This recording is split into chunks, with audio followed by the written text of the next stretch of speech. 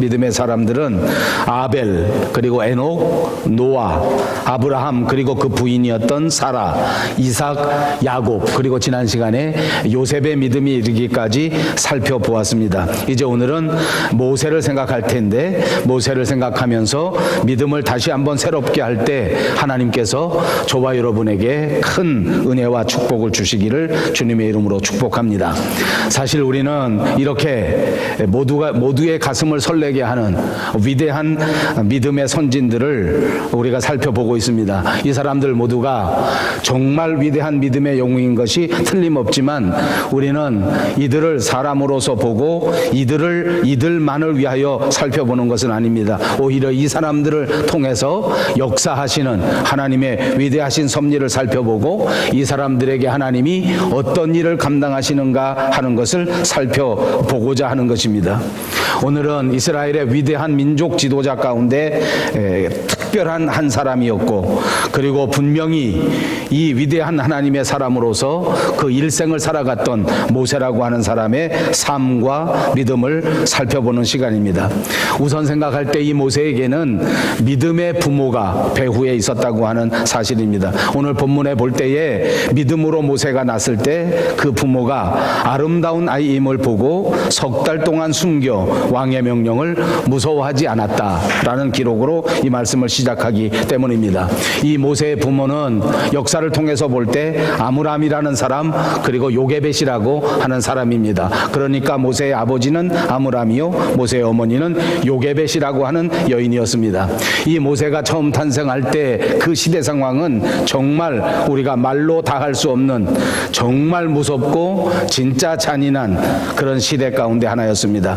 이제 우리가 지난 주간에 본 것처럼 요셉이라고 하는 사람이 애굽 땅에 가서 살면서 애굽의 총리 대신이 돼서 애굽 사람 모두에게 존경을 받고, 그때만 해도 이 유대인들과 이 애굽 사람들은 서로 친하면서 서로 도와가면서 서로 존경하면서 살 수 있겠다라고 생각했을지는 모르겠으나, 그러나 이제는 점점 세월이 흘러가면서 이 애굽 나라에 요셉을 알지 못하는 사람들이 많이 생겨지게 되고, 또 지도자 가운데 왕 가운데에도 요셉을 알지 못하는 사람들이 통치자가 되는 일이 생겼습니다. 이 사람들이 통치자가 되어서 나라를 바라보니까 거기 애굽 사람들과 이스라엘 사람들이 서로 반목하고 서로 대립하는데, 이상하게도 애굽의 사람들, 원래 있었던 애굽의 국민들보다도 이 이스라엘에서 넘어온 사람들이 훨씬 더 융성하고 훨씬 더 발전하고 훨씬 더 건강한 것이 이 통치자들, 이 정치인들에게 큰 문제가 되고, 이 사람들에게는 무언가 두려움의 대상이 되는 일이 생겨지게 된 것입니다.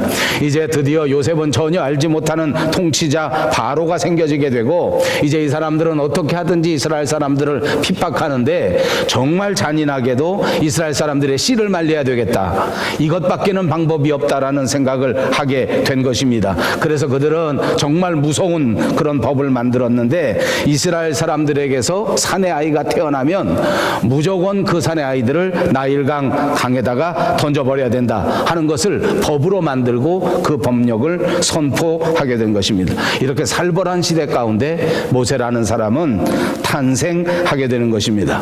그런데 오늘 본문에 보니까 이 모세가 태어날 때에 그 부모가 모세를 보니까 아름다운 아이임을 보고 이렇게 기록되어 있습니다. 그러니까 이 부모는 법으로는 이 사람을 기를 수가 없는데, 법으로 보면 자기 아이를 강물에 갖다가 던져버려야만 하는데, 그런데 이 아이가 아름답게 보였기 때문에 이 아이를 숨겨서 기르기 시작했다 하는 것이 오늘 본문의 기록입니다. 여기 아름다운 아이라는 말은 요즘 우리가 말하는 얼짱쯤 되는 그렇게 잘생긴 아이를 의미하는 말은 아닐 것입니다. 아마도 이 아름다운 아이라는 뜻은 하나님 보시기에 아름다운 사람이요, 하나님의 뜻에 합한, 하나님 마음에 합한 사람을 가리키는 것이다 라고 추측해 볼 수가 있는 것입니다. 모세는 하나님의 마음에 합한 자요, 하나님의 섭리 가운데 태어난 사람이다 하고 이해할 수 있을 것입니다. 자, 이제 모세의 모세의 부모는 그때 당시 왕 바로의 명령을 어기면서 이 모세를 몰래 기르기로 작정합니다. 한 달, 두 달 이렇게 숨겨서 길렀는데 석 달쯤 되니까 아이가 많이 크게 되고 아이의 목소리도 크게 되니까 도저히 더 이상 숨겨서 기를 수 없는 형편이 된 것입니다. 어쩔 수 없이 모세의 부모는 갈대 상자를 가져다가 거기다 역청을 바르고 거기다 나무 진으로 물이 들어오지 못하게 하고 난 다음에 자기 아들을 그곳에 담아서 나일 강변에 띄워 보내게 됩니다. 그런데 이제 재미있는 것은 바로 그때 그렇게 부모가 이 모세를 갈대 상자에 숨겨서 나일 강변에다가 띄워보내는 바로 그때에 바로의 딸, 다시 말하면 공주가 그 나일강에 목욕을 하러 나온 것입니다. 사실 역사학자들을 통해서 보면 그때 당시에 왕궁에는 이미 훌륭한 목욕시설이 있었습니다. 그러니까 이 공주가 특별히 목욕시설이 없어서 바깥에 나와서 목욕을 한 것은 아니란 말입니다. 흔히 사람들이 생각할 때 우연이라고 생각할 수 있는 상황일지는 몰라도 우연이라고 하면 정말 너무 신기한 상황이 계속해서 벌어집니다. 자, 이제 갈대 상자에 아이를 담았습니다. 그리고 그 아이를 띄워 보냈는데 말씀드린 것처럼 우연이라고 하기에는 너무나 정확한 그 시간에 바로의 공주의 딸이 그 나일 강변에서 목욕을 하고 있는 것입니다. 목욕을 하다가 갈대 상자를 발견합니다. 그리고 발견해서 저것이 무엇인가 하는 궁금한 마음에 그 갈대 상자를 열어보지 않았겠습니까? 마침 열어보는 그 순간에 그 갈대 상자 안에 있었던 모세가 소리를 높여 울음소리를 내는 것입니다. 여러분 어떻습니까? 저는 가만히 생각해 보니까 남자들은 아기들의 울음소리를 들으면 짜증을 냅니다. 시끄럽다고 생각합니다. 그런데 심리학자들이 하는 말을 들어보니까 정상적인 여자들은 아이의 울음소리를 들으면 모성의 본능이 떠오른다고 합니다. 그 아이가 귀여워 보이고 그 아이가 이뻐 보인다는 것입니다. 저는 요즘 우리 손주 새끼들 때문에 이런 것들을 분명하게 알고 있습니다. 저희 집에 아이들이 와서 와 하고 웁니다. 저는 여지없이 시끄럽습니다. 저는 여지없이 무섭습니다. 짜증이 납니다.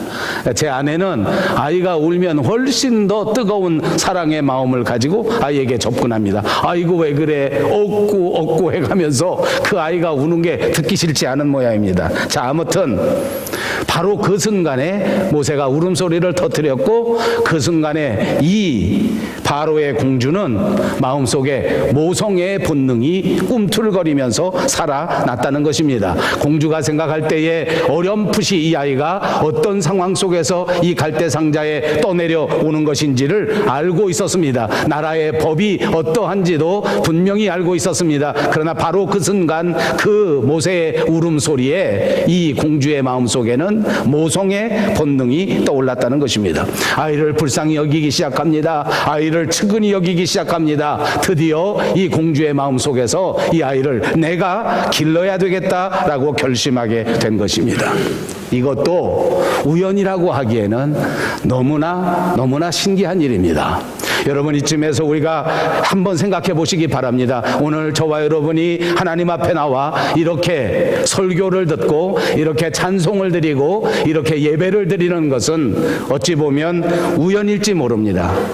어찌 보면 누가 가자고 하니까, 어찌 보면 옆에 있는 사람이 가자고 하니까, 어찌 보면 한번 가볼까 하고 왔을지 몰라도 우연이라고 하기에는 너무나 신기한 일이라 그 말입니다. 이 사건 뒤에는 역사하시는 하나님의 역사가 있다고 하는 사실을 꼭 깨닫는 저와 여러분들이 다 되시기를 바랍니다. 이것으로 끝이 아닙니다. 바로 그 순간 공주의 마음속에 이 아이를 길러야 되겠다 하는 마음이 떠올랐는데 그 순간에 모세의 누나였던 미리암이라고 하는 아이가 또 등장하는 것입니다. 그리고는 그 공주에게 말합니다. 내가 가서 히브리 여자 중에서 한 사람 유모를 선택해서 불러다가 이 아이에게 젖을 먹이면서 이 아이의 유모가 될 수 있도록 만들면 어떻겠습니까? 라고 공주한테 말한 것입니다. 공주가 그 소리를 듣고는 그거 참 좋은 생각이다. 그래, 내가 가서 그 히브리 여인들 가운데 유모가 될 만한 그런 여자를 한번 구해와라. 이렇게 이렇게 말한 것입니다. 그랬더니 어땠습니까? 모세의 누나였던 미리암은 자기 어머니 요게벳을 데리고 왔습니다. 그리고 그 요게벳은 이제 모세의 유모가 된 것입니다. 그러므로 모세는 자기 친어머니를 유모로 두고 마음속에 모성의 본능이 가득 찬 아름다운 애굽의 여인 그 바로의 공주를 양어머니로 두게 된 것입니다. 이 모든 일들이 하나님의 계획이요 하나님의 섭리였는 줄로 믿습니다. 이제 그러므로 모세는 진짜 어머니 밑에서 진짜 사랑을 받고 자라납니다. 그리고 양어머니인 바로의 공주 아래서 이 세상 최고의 교육을 받으면서 자라날 수 있게 되었습니다. 요게벳을 통해서 신앙을 배웁니다. 요게벳을 통해서 자기 동족이 어떤 사람인가를 알게 되었습니다. 요게벳을 통하여 내 민족을 사랑하는 민족 사랑을 배우게 되었습니다.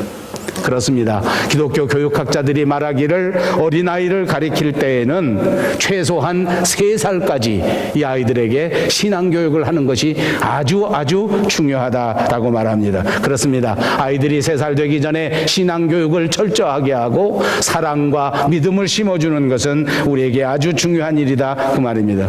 이제는 모세의 믿음을 하나하나 생각해 가면서 오늘 모세의 믿음에서 우리가 받을 수 있는 귀한 은혜를 받기를 바랍니다. 첫째, 모세의 믿음의 특징은 모세가 거절하는 믿음을 가졌다는 것입니다.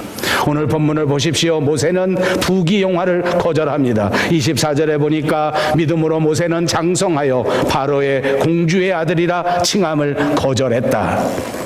역사학자 요세푸스라고 하는 사람이 기록하기를 이 바로 공주의 이름은 델류디스라고 하는 여자다. 그리고 이 여자의 신분을 들여다보니까 바로 공주에게, 바로 왕에게 있어서 이 공주는 다른 남자 형제가 없는 무남 동녀였다라는 역사의 기록이 있습니다.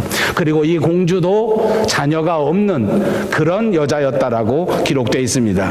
거기다가 모세는 어려서부터 출중하고 어려서부터 다른 사람보다 탁월한 그런 사람이었던 모양입니다. 여러 방면에서 탁월하고 여러 방면에서 출중해서 역사의 기록을 보니까 나중에 애굽 나라가 에디오피아하고 전쟁을 하는데 그때 애굽의 사령관이 되어 전쟁에 참여하게 되고 그때 큰 승리를 얻어서 왕에게 신임을 받고 모든 사람의 존경을 받은 사람이다 라는 기록이 있습니다. 왜 이런 말씀을 드리는지 압니까? 모세는 가만히 있었으면 이 바로의 공주의 양아들이었지만 그럼에도 불구하고 이 애굽의 바로의 대를 이어 애굽의 왕이 될 수 있는 가장 유력한 캔디딧 가운데 한 사람이었다는 것을 말씀드리는 것입니다. 그렇습니다. 그는 궁중에서 가만히 있었으면 궁중의 모든 부귀와 영화를 받을 수 있는 가장 가까운 자리에 있었습니다.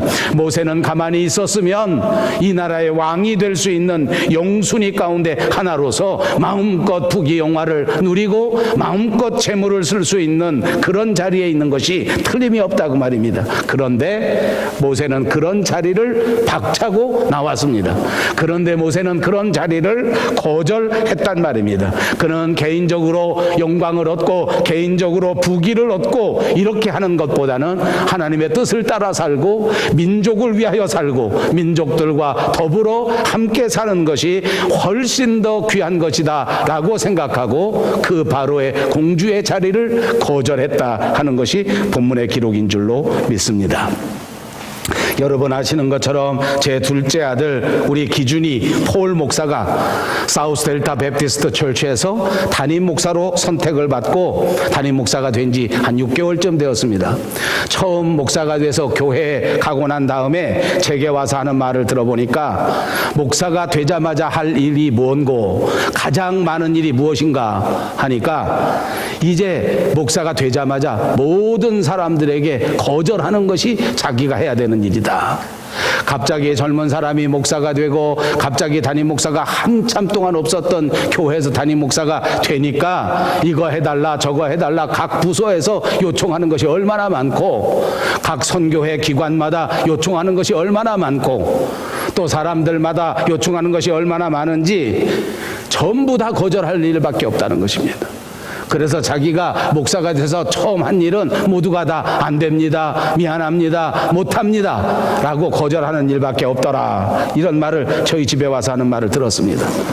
그러면서 하는 말이 그냥 웬만하면 거절하는 것도 그것이 가슴이 얼마나 아픈 일인데, 누가 부탁하는데 그걸 거절한다는 것이 쉬운 일은 아닌데, 자기에게 와서 부탁하는 사람들을 가만히 들여다보니까 그 사람들의 그 부탁을 거절하기가 정말 어렵더라. 왜냐하면 아무도 자기를 알아봐 주지 않을 때, 자기가 아무런 자격도 없이 그 교회에서 담임 목사 후보가 되었을 때에 그렇게 지지해주고 그렇게 칭찬해주고 그렇게 격려해준 그런 장로님의 부탁을 거절해야 했고, 그런 여러 교인들의 부탁을 거절해야 했기 때문에 훨씬 힘들었다 하는 말을 들어본 적이 있습니다.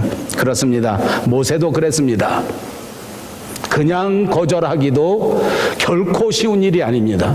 재물을 거절하고 또 부귀와 영화를 거절하고 권력을 거절하는 일이 결코 쉬운 일이 아닙니다. 그것뿐만이 아니라 자기를 길러준 바로의 공주를 거절해야 되는 일입니다. 바로의 공주는 자기의 어머니입니다.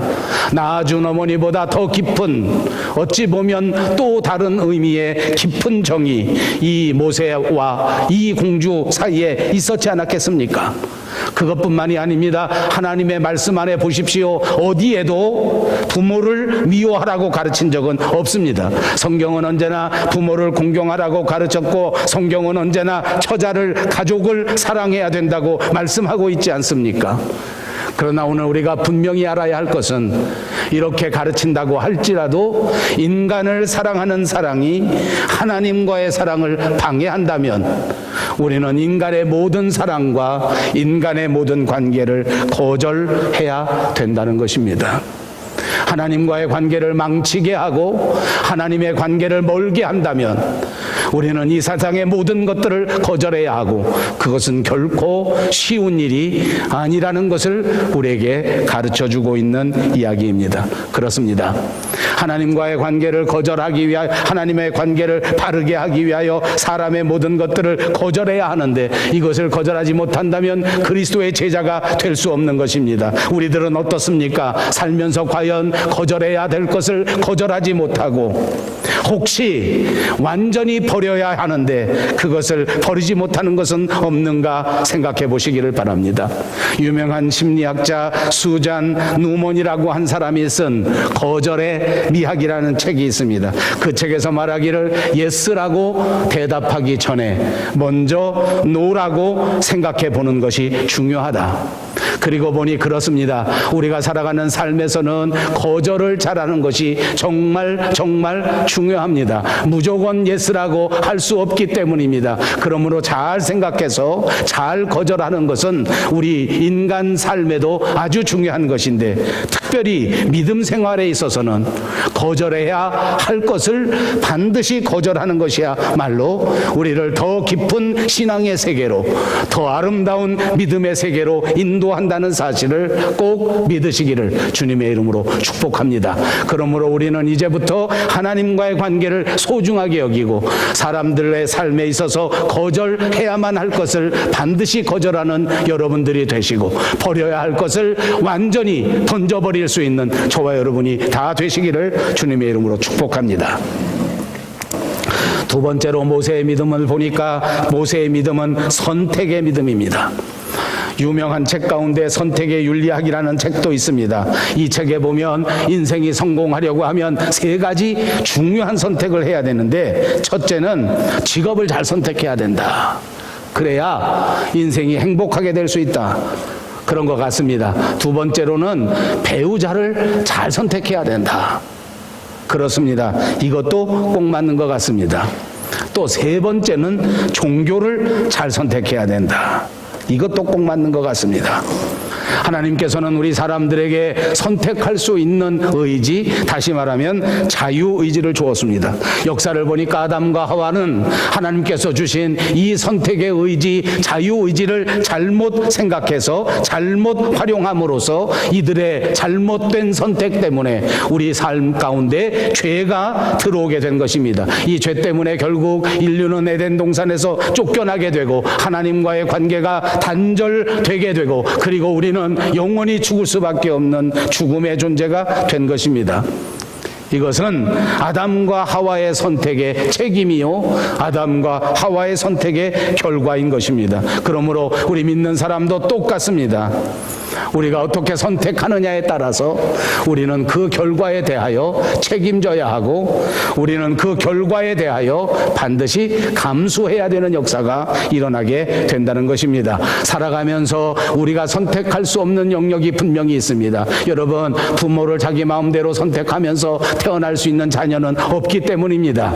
자기 조국을 마음대로 선택하면서 태어날 수 있는 사람도 없습니다. 분명히 우리 인생 가운데는 우리가 선택할 수 없는 영역이 있습니다. 그럼에도 불구하고 실제 우리가 살아가면서 많은 분야에서 우리가 선택할 수 있는 자유가 주어져 있는 것도 분명한 사실입니다. 이럴 때 아름다운 선택이 아름다운 결과를 가져온다는 사실을 기억하십시오. 제가 어렸을 적에는 광고할 때에 아주 재미있는 카피가 있었는데, 순간의 선택이 10년을 좌우한다라는 가전제품의 광고 카피가 있었습니다. 저는 그 말이 늘 잊혀지지 않습니다. 우리의 삶의 현장 속에서는 그렇습니다. 순간의 선택이 10년을 좌우하는 일이 얼마나 많은지 모릅니다. 매일매일 순간마다 믿음의 선택을 하셔서 10년 동안, 20년 동안 영원한 삶의 현장 속에서 언제나 하나님과 더불어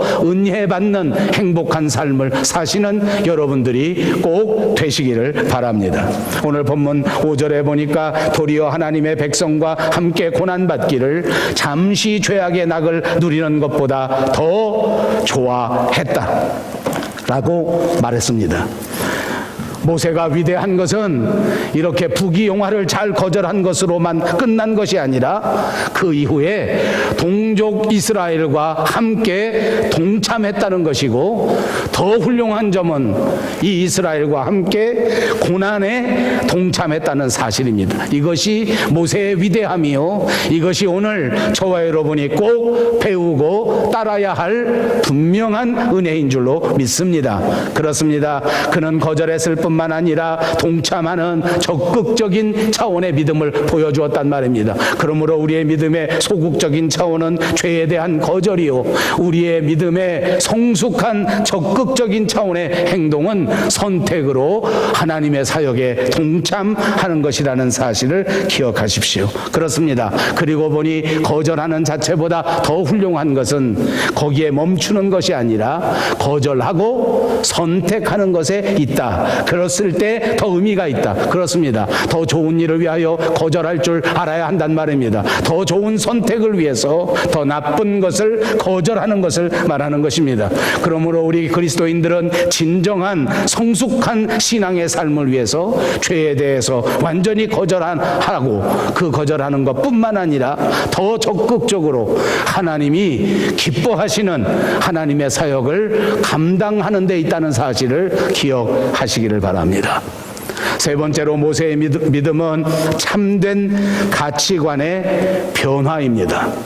이 모세는 참된 가치관의 변화를 이룬 사람입니다. 본문 26절을 보십시오. 그리스도를 위하여 받는 수모를 애굽의 모든 보화보다 더 큰 재물로 여겼으니, 오늘 가장 아름다운 단어 가운데 하나입니다. 여겼다는 말입니다. 모세는 이렇게 여겼습니다. 모세는 이렇게 생각했습니다. 모세는 이렇게 믿었습니다. 그가 자라나면서 분명한 생각을 가지고 있었는데 확신 가운데 가졌습니다.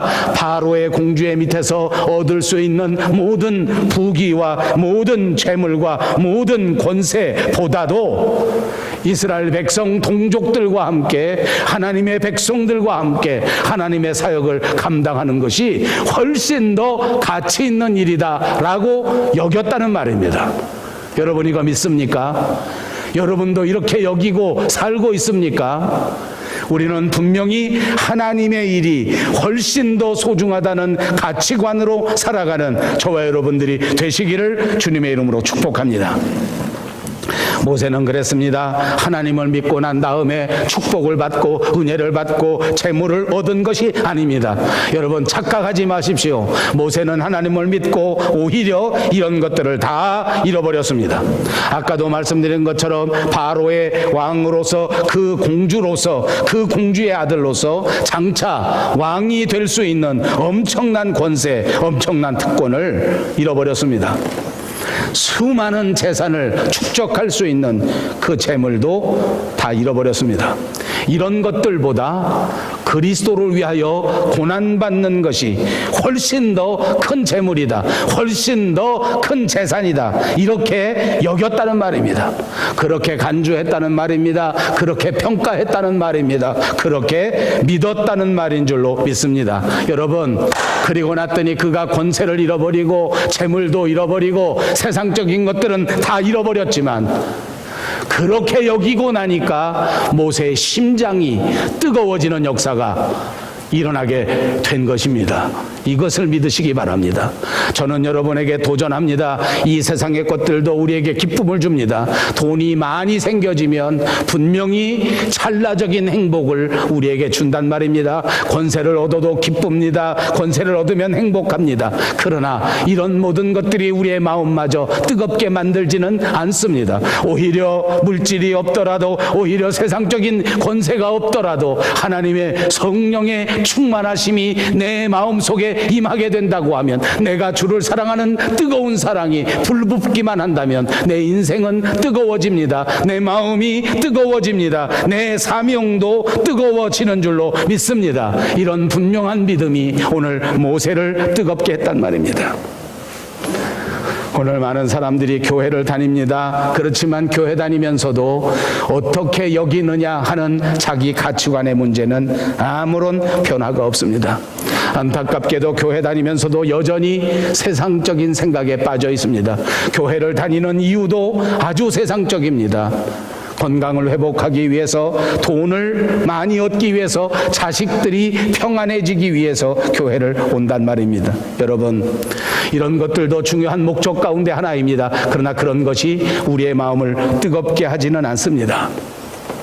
내 자신의 삶을 온전히 내려놓고 오늘 하나님이 나를 위하여 하시고자 하는 일이 무엇인가를 분명하게 깨달을 때 우리의 마음이 뜨거워진다는 사실을 믿으시기를 바랍니다. 여러분 어떻습니까? 이제 남은 저와 여러분의 생애를 하나님 앞에서 뜨거운 마음으로, 뜨거운 심장으로 살아가고 싶지 않으십니까? 모세가 그랬습니다. 사도행전 7장에 보니까 모세가 나이가 40살이 되었을 때, 그야말로 세상적으로는 모든 전성기였을 때, 모든 권세를 얻고 모든 물질을 얻고 왕이 될 수도 있는 이런 상황 속에서 그의 마음속에 하나님의 명령이 다가오게 된 것입니다. 이스라엘 민족들을 노예와 같이 살아가고 있는, 불쌍하게 살아가고 있는 이 이스라엘 백성들을 구원하겠다고 하는 하나님의 계획이 모세의 마음속에 들어온 것입니다. 이것이 모세의 마음을 뜨겁게 한 것입니다. 그는 이 뜨거운 마음을 가지고 광야에 나가 하나님과 교제하면서, 하나님과 소통하면서 그 뜨거운 마음을 더 뜨겁게 만들어 나갔던 것입니다. 그렇습니다. 그는 이제 이스라엘 백성들을 이끌고 하나님의 명령을 따라 젖과 꿀이 흐르는 가나안 땅으로 향하고자 하는 그 뜨거운 심장으로 이 세상의 모든 것들을 거절하고 부귀도 영화도 재물도 거절한 채 하나님 앞에 두 손 들고 주여 제가 여기 있나이다, 주여 저를 사용하여 주시옵소서, 이렇게 나선 것입니다. 여러분, 모세가 이스라엘 백성들을 이끌고 애굽 땅을 탈출할 때에 그것도 결코 간단한 것이 아니었습니다. 하나님의 섭리 가운데 이제 이스라엘 백성들을 구원하고 이들을 모세의 지도 아래 가나안 땅으로 이끌어 가야 하는데 이 애굽 땅 바로 결코 쉽게 놓아주지 않습니다. 모든 것이 다 기울어져서 이제는 그 강팍한 마음도 다 내려놓고 그래 할 수 없다, 이스라엘 백성들을 보내야 되겠다라고 결정한 다음에도 쉽게 보내지 않습니다. 또 다시 계략을 쓰고 또 다시 어떤 방법을 써서 어떻게 하든지 이스라엘 백성들을 주저앉히려고 모세와 팽팽한 심리적인 대결을 벌이지 않습니까? 요만큼만 가더라도 여기 가서 예배드리고 다시 돌아오라 등등 몇 번씩이나 약속을 바꾸고 몇 번씩이나 이스라엘 백성들을 붙잡기 위해서 선선히 보내주지를 않습니다. 그도 그럴 것이 바로는 이 이스라엘 백성이 없으면 진짜 힘들어지는 상황이 되기 때문입니다. 애굽 전체의 노동력이 정말 부족해지고 애굽 전체의 경제가 정말 무너질 수밖에 없기 때문에 이 양보하기가 어려우니까 자꾸만 또 붙잡고 또 붙들고 놓아주는 척했다가 또 붙들고 놓아주는 척했다가 또 붙들고. 여러분, 제가 이 말을 왜 하는 줄 압니까? 요즘 말로 하면 이게 밀당인데 이 밀당이라는 말이 정말 무서운 말입니다. 왜냐하면 오늘 영적 세계에서 볼 때 마귀 사탄이 저와 여러분에게 하는 짓이 바로 이 밀당이기 때문입니다. 우리가 믿음으로 새 출발하라고 결심합니다. 그런데 마귀는 어떻게 하든지 우리를 세상에 붙들어 놓으려고 합니다. 가더라도 요만큼만 갔다가라도 다시 돌아와라. 제가 길게 말씀드리지 않겠습니다. 마귀가 하는 짓은 다 그런 겁니다. 예수를 믿더라도 그냥 곱게 믿어라. 이만큼만 하면 되지 왜 이렇게 너무 깊이 들어가냐. 주일날 한번 때박 교회 갔다 오면 되지 뭐하러 봉사하고 뭐하러 뭐하냐. 깊이 들어가면 골치 아프다. 교회 안에 깊이 들어가지 마라. 슬슬 다녀라. 깊이 들어가면 머리만 닫고 깨지는 법이다. 여러분, 마귀와 사탄의 수법은 옛날 모세 시대에서부터 지금까지 한 가지도 변하지 않았습니다. 오늘 우리가 믿음으로 결단하고자 하면 여전히 마귀 사탄은 우리를 유혹할 때 이렇게 유혹하는 것입니다. 그러나 여러분, 오늘 우리가 모세를 통해서 분명하게 명심할 것이 있습니다. 그것은 믿음으로 사는 삶은 완전히 애굽을 떠나는 것입니다. 완전히 죄와는 완전히 떠나는 것입니다. 배는 밧줄을 끊어버리지 않고는 깊은 바다를 향해서 나갈 수 없습니다. 사랑하는 여러분, 오늘 저와 여러분을 붙들고 있는 밧줄은 과연 무엇입니까? 미움, 다툼, 시기, 질투, 이것이 여전히 우리를 붙들고 있으면 우리는 깊은 바다로 가지 못합니다. 하나님이 부르신 그 부름의 상을 향하여 갈 수가 없습니다. 오늘 모세가 단호하게 거절하고 적극적으로 선택해서 뜨거운 심장으로 위대한 믿음의 사람이 됐던 것처럼 저와 여러분 모두가 단호하게 죄에서 떠나 하나님의 사역을 감당할 수 있는 우리들이 되셔서 반드시 승리해서 하나님의 칭찬받는 종들이 다 되시기를 주님의 이름으로 축복합니다. 기도합니다.